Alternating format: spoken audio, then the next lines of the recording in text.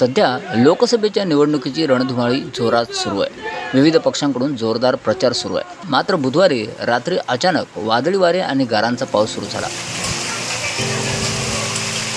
यामध्ये अनेक गावांमध्ये घराचे, शेतीचे मोठ्या प्रमाणात नुकसान झाले.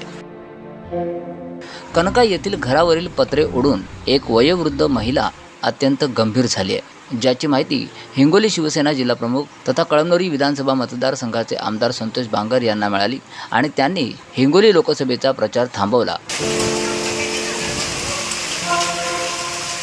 रात्रीच्या झालेल्या वादळी वारे आणि अवकाळी पाऊस तसेच प्रचंड गारपिटीने घरादारावरील पत्रे उडून गेलेल्या, जखमी झालेल्या मौजे कनका येथील ग्रामस्थांची त्याने भेट घेतली.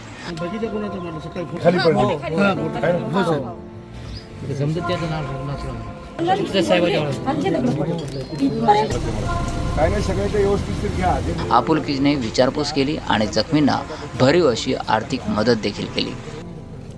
त्यांना त्याचा फायदा भेटला पाहिजे तेवढी दक्षता घ्या.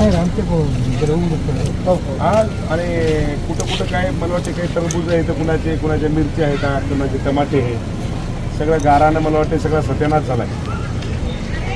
ते जास्तीत जास्त त्यांचं नुकसान दाखवा.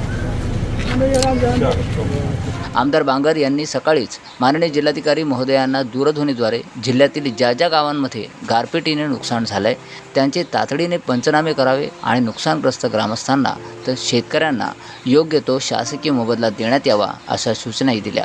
इतरांच्या दुःखात सहभागी होणारे हिंगोलीचे देवदूत आमदार संतोष बांगर यांच्या या कार्याची जोरदार चर्चा सुरू आहे.